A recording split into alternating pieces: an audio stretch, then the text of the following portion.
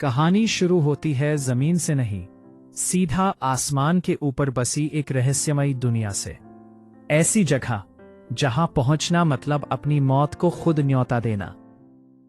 लेकिन कुछ फौजी ऐसे भी होते हैं जो खतरे को देखकर भागते नहीं बल्कि उसी में कूद पड़ते हैं। और जैसे ही ये लोग वहां पहुंचते हैं, उनका सामना हो जाता है उस दुनिया के सबसे खतरनाक दानव से। जैक को अचानक कुछ आहट महसूस होती है और वो बिना टाइम बर्बाद किए पानी में सिर डालकर छुप जाता है।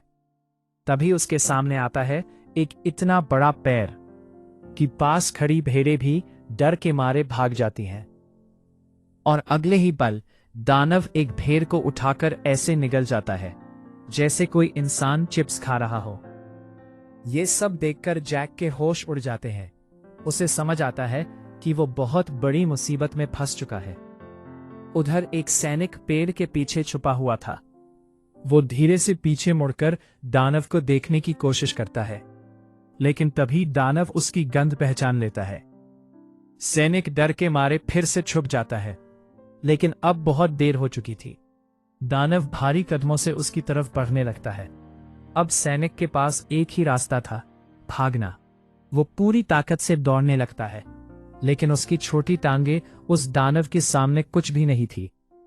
दानव ने पूरा पैर जड़ जड़ से उखाड़ कर फेंक दिया और अगले ही पल सैनिक उसकी पकड़ में आ जाता है। दानव पहली बार किसी इंसान को इतने करीब से देख रहा था। वो उसे ध्यान से देखने लगता है जैसे कोई अजीब चीज मिल गई हो।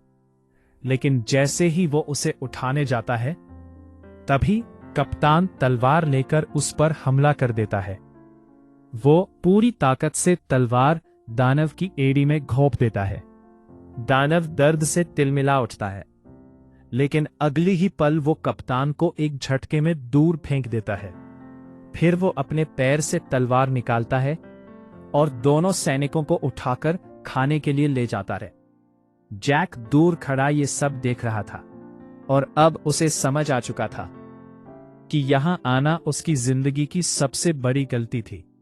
असल में कुछ समय पहले जैक को एक पादरी से जादुई बीज मिले थे, लेकिन जैसे ही उसकी प्रेमिका, जो कि एक राजकुमारी थी, उससे मिलने आई, सब कुछ बदल गया। उन बीजों में से एक बीज जैसे ही पानी के संपर्क में आया, वो तेजी से बढ़ने लगा। पूरा घर हिलने लगा। नीचे से डरावनी आवाजें आने लगी और अचानक जमीन फट गई। एक विशाल बेल घर को चीरते हुए सीधा आसमान की तरफ बढ़ने लगी। राजकुमारी वहां से भागने की कोशिश करती है, लेकिन तभी एक मेज उसके ऊपर गिर जाती है। जैक उसे बचाने के लिए आगे बढ़ता है, लेकिन बेल उसे ही बाहर फेंक देती है। उधर राजकुमारी को एक रास्ता दिखाई देता है, लेकिन जैसे ही वो बाहर जाने लगती है, दरवाजा अपने आप बंद हो जाता है। अब वो अंदर फंस चुकी थी। जैक तुरंत कुल्हाड़ी उठाता है और बेल को काटने लगता है। जैसे ही बेल टूटती है, राजकुमारी दरवाजा खोल देती है, लेकिन तभी उसके पैरों के नीचे की जमीन टूट जाती है। वो नीचे गिरने लगती है। जैक बेलों से फिसलते हुए नीचे आता है और किसी तरह बच जाता है, लेकिन राजकुमारी ऊपर उसी रहस्यमयी दुनिया में चली जाती है। अगली सुबह जैक की आंख खुलती है और सामने खड़ा होता है राजा। राजा अपनी बेटी को ढूंढ रहा था। जैक मजबूरी में पूरी सच्चाई बता देता है। जब सब लोग आसमान की तरफ देखते हैं, तो एक विशाल बेल सीधी ऊपर जाती हुई दिखाई देती है। अब राजा बिना देर किए जैक के साथ सैनिकों की एक टोली भेज देता है।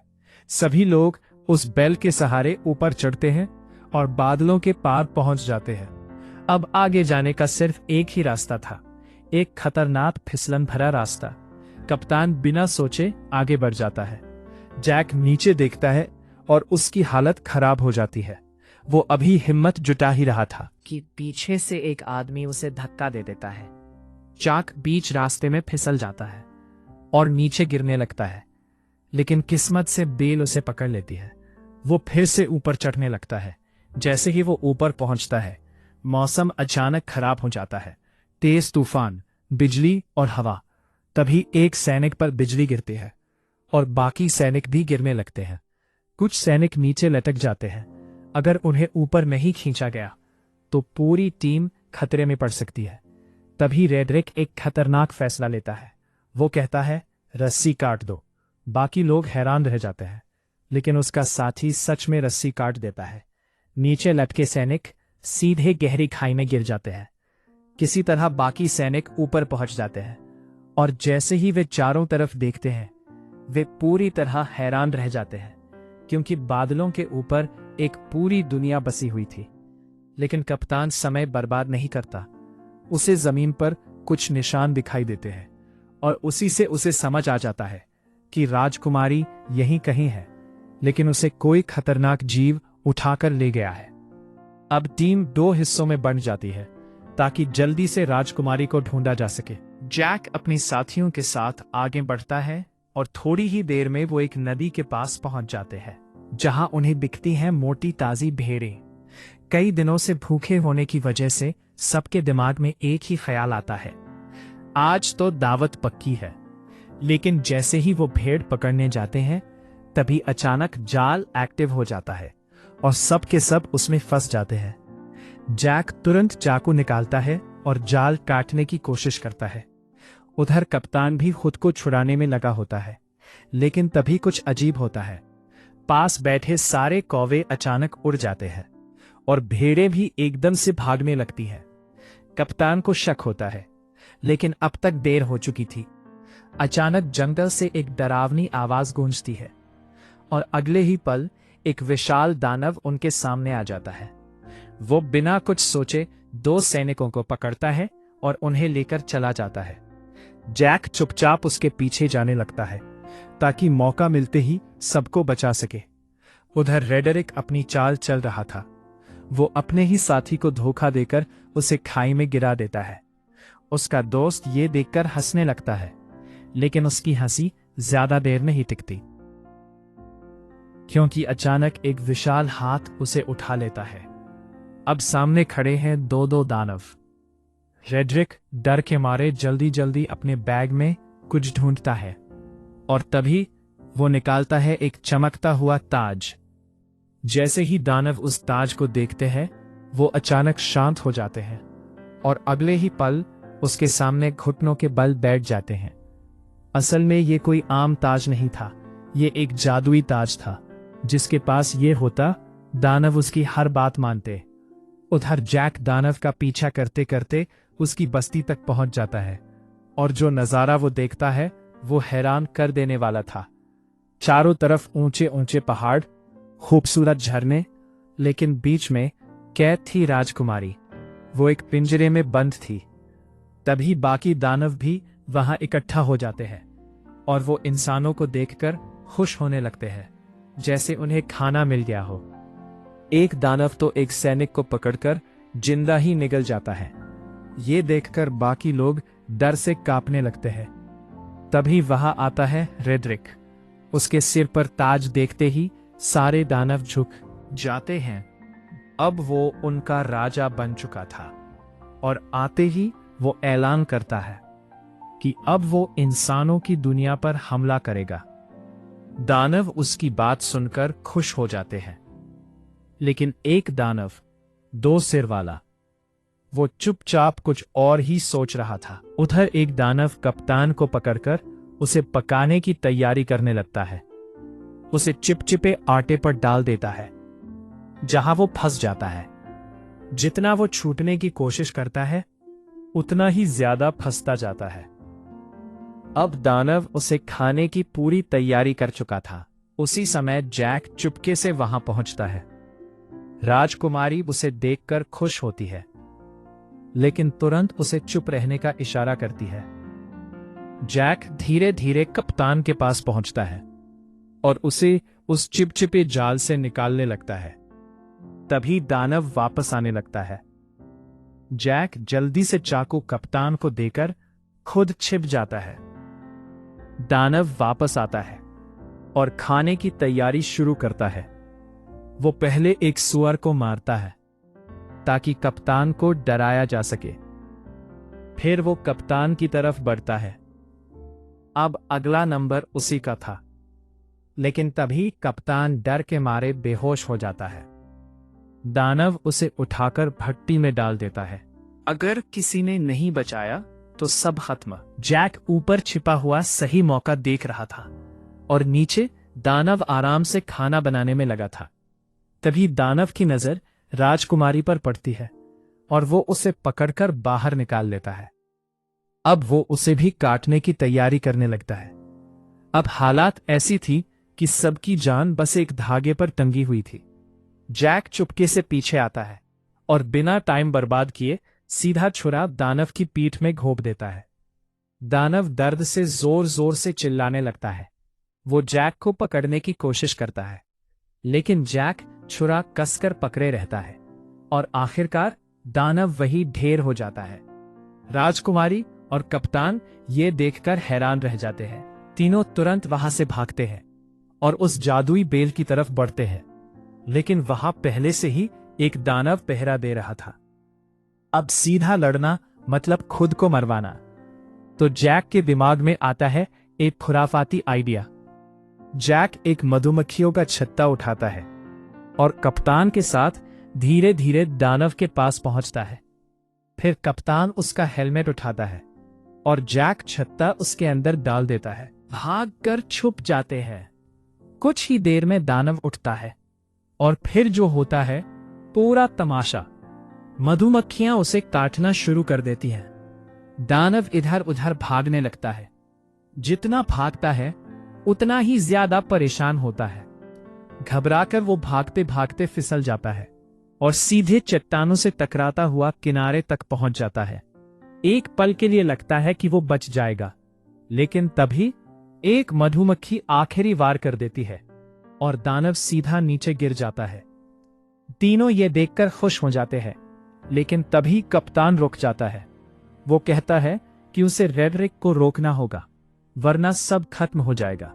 जैक उसे चाकू देता है और खुद राजकुमारी को लेकर नीचे जाने लगता है। उधर नीचे जमीन पर लोगों को पता भी नहीं था कि ऊपर क्या तूफान आने वाला है। तभी अचानक एक मरा हुआ दानव नीचे गिरता है। राजा और गांव वाले ये देखकर घबरा जाते हैं। अब सबको समझ आ जाता है कि खतरा बहुत बड़ा है। राजा तुरंत आदेश देता है कि उस विशाल बेल को काट दिया जाए ताकि दानव नीचे ना आ सके। सैनिक बेल में लोहे के हुक लगाते हैं और उसे खींचना शुरू करते हैं। धीरे धीरे बेल हिलने लगती है, लेकिन यह काम इतना आसान नहीं था। बेल टूटने लगती है और ऊपर खड़े सैनिक नीचे गिरने लगते हैं। चारों तरफ अफरा तफरी मच जाती है। उधर जैक और राजकुमारी भी बेल से नीचे उतर रहे थे। जैक तुरंत राजकुमारी को पकड़ता है और एक दूसरी डाल को पकड़ लेता है। दोनों तेजी से नीचे की तरफ झूलते हुए आते हैं। आखिरकार दोनों जमीन पर गिरते हैं, लेकिन किस्मत अच्छी थी। लेकिन भाई, असली बवाल अब शुरू होने वाला था। उधर ऊपर 2 सिर वाला दानव एक नया खेल शुरू कर चुका था। जैक घोड़े को पानी पिला ही रहा था कि तभी उसकी नजर ऊपर जाती है और जो वो देखता है उसकी रूह कांप जाती है। आसमान से कई सारे दानव बेल के सहारे नीचे आ रहे थे। जैक के मुंह से बस एक ही बात निकलती है, अब तो लंका लगनी पक्की है। वो तुरंत घोड़े पर बैठता है और राजा को चेतावनी देने दौड़ पड़ता है। उधर राजा की सेना आराम से चल रही थी। उन्हें जरा भी अंदाजा नहीं था कि ऊपर से मौत उतर रही है। जैक दूर से चिल्लाता है, दानव आ रहे हैं, लेकिन कोई उसकी बात सीरियसली नहीं लेता। और तभी जंगल से अचानक दानव निकल आते हैं। जहां जहां वो जाते हैं सब कुछ तोड़ फोड़ देते हैं। एक सैनिक को पकड़कर सीधा जिंदा निकल जाते हैं। अब सबको समझ आ जाता है कि मामला बहुत खतरनाक है। राजा की सेना भागते भागते किले की तरफ जाती है। उधर किले में पहले से तैयारी शुरू हो जाती है। कप्तान तुरंत आदेश देता है कि खाई में तेल डाला जाए और जैसे ही दानव पास आते हैं आग लगा दी जाती है। पूरा रास्ता जल उठता है। किसी तरह राजा और उसकी सेना किले के अंदर पहुंच जाती है। दरवाजे बंद कर दिए जाते हैं, लेकिन जैक अभी भी बाहर था। दानव उसके पीछे पड़े हुए थे। आखिरी पल में जैक घोड़े के साथ छलांग मारता है और किसी तरह अंदर घुस जाता है, लेकिन खतरा खत्म नहीं हुआ था। 2 सिर वाला दानव भी किले के दरवाजे तक पहुंच चुका था। कप्तान बिना डरे उस पर हमला करता है और उसे आग में गिरा देता है। सबको लगता है कि अब वो खत्म हो गया, लेकिन भाई इतना आसान नहीं था। अचानक किले के अंदर जमीन हिलने लगती है, दीवारें कांपने लगती हैं और नीचे से निकलते हैं 2 विशाल हाथ। वो वही 2 सिर वाला दानव था जो किसी तरह जिंदा बच गया था और अब सीधा किले के अंदर घुस चुका था। जैक और राजकुमारी उसे देखकर भागने लगते हैं। दानव उनके पीछे पीछे आता है। अब हालत ये थी कि ना आगे रास्ता ना पीछे बचने का चांस। तभी दानव अपना हाथ बढ़ाता है और राजकुमारी को पकड़ लेता है। जैक गुस्से में पास पड़ी कुल्हाड़ी उठाता है और बिना सोचे समझे दानव पर हमला कर देता है, लेकिन दानव उसे भी पकड़ लेता है। अब दोनों उसकी गिरफ्त में थे। तभी जैक के दिमाग में एक तगड़ा आइडिया आता है। वो अपनी जेब से जादुई बीज निकालता है और सीधा दानव के मुंह में फेंक देता है। तो कुछ समझ नहीं आता, लेकिन अगले ही पल उसके पेट में कुछ अजीब होने लगता है। अचानक उसके शरीर से बेलें निकलने लगती हैं और देखते ही देखते पूरा दानव अंदर से फटने लगता है। दीवारें टूट जाती हैं, पूरा हॉल तबाह हो जाता है और आखिरकार वो दानव खत्म हो जाता है। और इधर कैप्टन और बाकी फौजी सारे दानवों को अंदर आने से रोकने की कोशिश कर रहे थे, पर दानव गेट तोड़ने में सफल हो जाते हैं। सबको लगता है अब सब खत्म, और तभी सारे दानव घुटनों पर बैठ जाते, क्योंकि जैक ताज पहनकर उनके सामने आ जाता है और उस एक पल में जैक सबकी जान बचा लेता है।